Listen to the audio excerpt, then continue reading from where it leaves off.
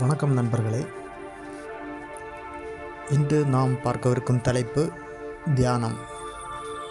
தியானம் என்றால் என்ன, அதை எவ்வாறு செய்வது என்பதை பற்றி ஒரு சிறு விளக்கத்தை இங்கு நாம் பார்ப்போம். This video is sponsored by பைமோட் மொபைல் ஆப். யாம் அறிந்த ஆன்மீகத்தில் இந்த ஆன்மாவுக்கு மேன்மை செய்யும் ஒரு சிறந்த முறையே தியானம் என ஒரு சில சித்தர் பெருமக்கள் கூறி சென்றிருக்கின்றார்கள்.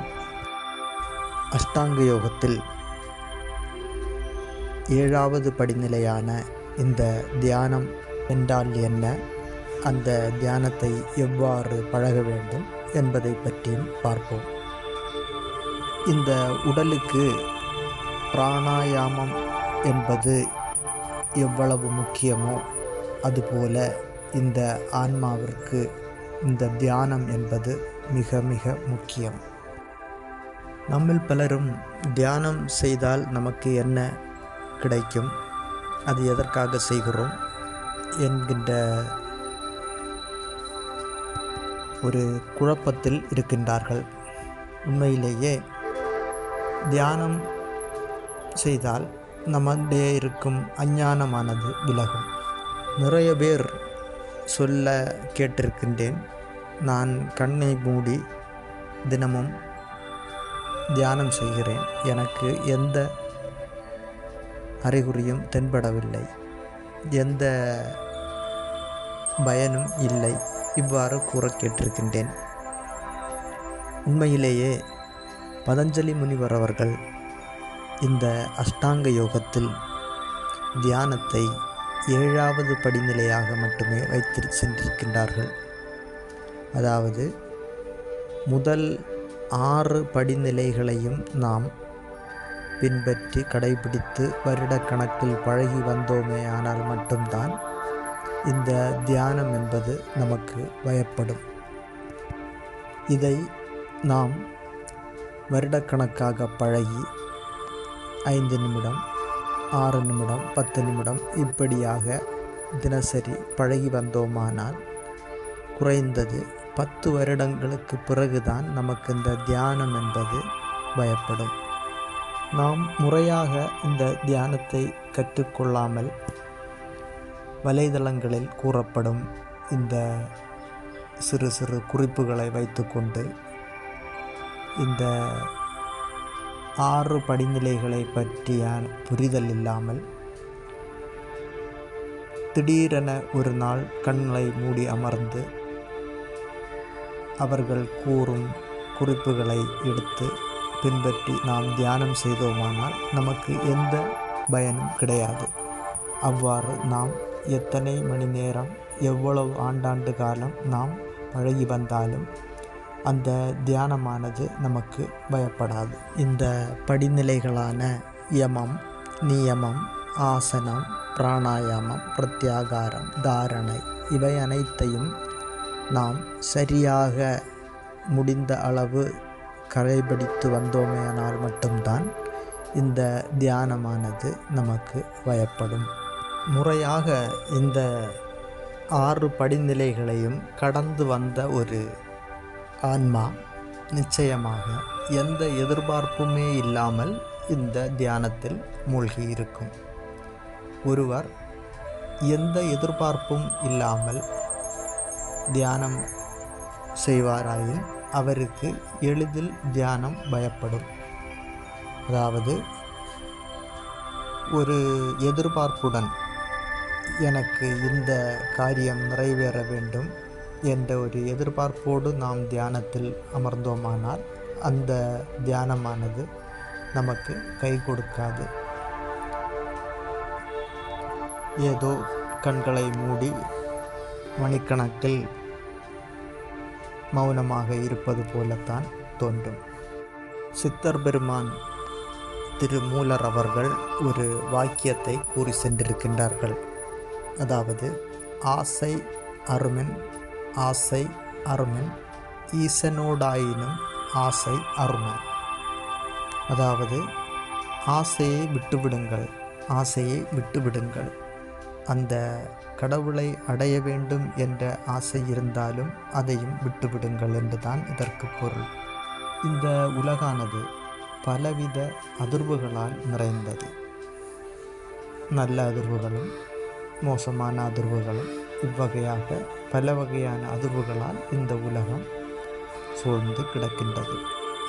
நம்முடைய இந்த உடலானது சில அதிர்வுகளை வெளிப்படுத்துகிறது. உதாரணமாக gamma, beta, alpha, theta, delta இவ்வகையாக பல வகையான அதிர்வுகளை நமது உடலும் அவ்வப்போது வெளியிட்டு கொண்டே இருக்கின்றது. உதாரணத்திற்கு நாம் வேகமாக ஓடும்போது ஒருவித அதிர்வை நம் உடல் வெளிப்படுத்தும். உச்சபட்ச காம நிலையில் இருக்கும்போது ஒரு அதிர்வை வெளியிடும்.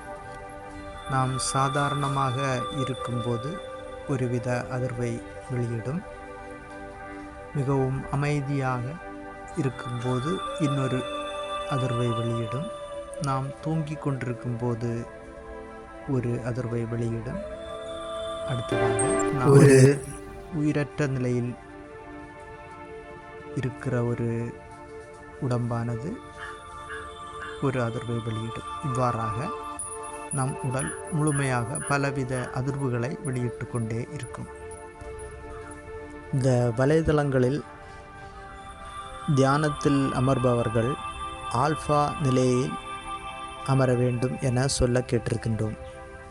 உண்மையிலேயே இந்த அஷ்டாங்க யோகத்தை முறைப்படி கடைபிடித்து பழகி பயிற்சி எடுத்தவர்கள் தியானத்தில் அமரும்போது அவர்களுக்கு இந்த ஆல்ஃபா நிலையை கடந்து தீட்டா என்கிற நிலைக்கும் இடைப்பட்ட அதிர்வை வெளிப்படுத்தும் போதுதான் சரியான தியானம் அமையும். ஆங்கிலத்தில் நாம் இந்த அதிர்வுகளை குறிக்கும் குறியீடாக ஹெர்ட்ஸ் என்போம். அதாவது ஃப்ரீக்வன்சி ஹெர்ட்ஸ் என்று அளவிடுவோம்.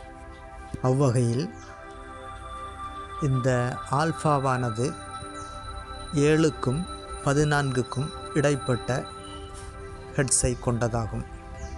நாம் இந்த 8 ஹெர்ட்ஸுக்கு வரும்போது லேசாக தூக்கம் நம்மை சொக்கும். அப்போது தூங்காமல் விழிப்படைந்து அதே நிலையை மீண்டும் நாம் 7க்கு கீழே கொண்டு வரும்போது, உதாரணத்திற்கு 6 ஹெர்ட்ஸுக்கு வரும்போது அந்த தூக்கத்திற்கும் விழிப்பிற்கும் இடைப்பட்ட நிலையே நாம் அந்த தியானத்திற்கான நிலை என்கிறோம். இதை நாம் அளவிட முடியாது. இதை நாம் வருடக்கணக்கில் பழகி கடைபிடித்து வரும்போது மட்டும்தான் இந்த நிலையை நாம் புரிந்து கொள்ள முடியும். இந்த தூக்கத்திற்கு செல்லாமல் அந்த நேரம் நாம் விழிப்படைந்து விழிப்புணர்வோடு இருப்பதையே நாம் தியானம் என்கிறோம். நாம் மேற்கூறிய இந்த 5 அதிர்வலைகளும் நம்முடைய உடம்பானது ஒவ்வொரு நாளும் ஏதோ ஒரு சமயத்தில் வெளிப்படுத்தி கொண்டே இருக்கும். அவ்வகையில் நாம் மேற்கூறிய அந்த தூக்கத்திற்கும் அந்த விழிப்புணர்வுக்கும் இடைப்பட்ட நேரத்தை தான் நாம் தியானம் என்கிறோம். அந்த நேரத்தை நாம் ஒவ்வொரு நாளும் அதிகப்படுத்தி வருவோமானால் நாம் அதிக நேரம் தியானத்தில் அமர முடியும். அந்த நேரத்தில் நாம் மனம் எதையும் சிந்தித்து கொண்டிருக்காது. அவ்வாறு நாம் மனது ஏதாவதை பற்றி சிந்தித்து கொண்டிருக்குமானால் அது தாரணையாகும். அவ்வாறல்லாமல் இந்த தூக்கத்திற்கும் விழிப்பிற்கும் இடைப்பட்ட நேரத்தில் நாம் அமர்வதை தியானம் என்கிறோம். நாம் தியானத்தில் எவ்வாறு அமர வேண்டும் என்பனவற்றை நாம் அந்த ஆசனம் என்கின்ற படிநிலையில் பார்த்தோம். இருப்பினும் இந்த தியானத்திற்கு முன்பு நாம் ஒரு சில குறிப்புகளை மனதில் கொள்ள வேண்டும். அதாவது தியானம் செய்யும் ஒருவர் தனக்கான ஒரு தனி இடத்தை தேர்வு செய்ய வேண்டும். அந்த இடம் மற்றவர் எவரும் உபயோகப்படுத்தாத ஒரு தனி இடமாக இருந்தால் நல்லது. அதுபோல தியானம் செய்யும் நேரம் எந்நாளும் ஒரே நேரத்தில் தியானம் செய்தல் நல்லது. குறிப்பாக காலை மாலை இவ்வாறான நேரங்களில் நமக்கான சரியான ஆசனத்தை தேர்வு செய்தல் மிக முக்கியம். தளர்வான உடை அணிந்து தியானம் செய்வது மிக்க நல்லது. அதுபோல உடலை இறுக்கமாக வைத்திருக்காமல் மிகவும் லேசாக வைத்திருப்பது மிக முக்கியமாகும். வெகுநேரம் தியானத்தில் அமர்ந்திருப்பவர்கள் பலகையில் ஆசனத்தில் அமர்பவர்கள் பஞ்சு போன்ற இருக்கையை உபயோகப்படுத்துவது மிகவும் நல்லது. எந்த எதிர்பார்ப்பும் இல்லாமல் தியானத்தில் அமர்ந்து முதுகுத்தண்டு நேராக இருக்குமாறு பார்த்து தியானத்தில் அமர வேண்டும். நன்றி. This video is sponsored by BuyMod mobile app.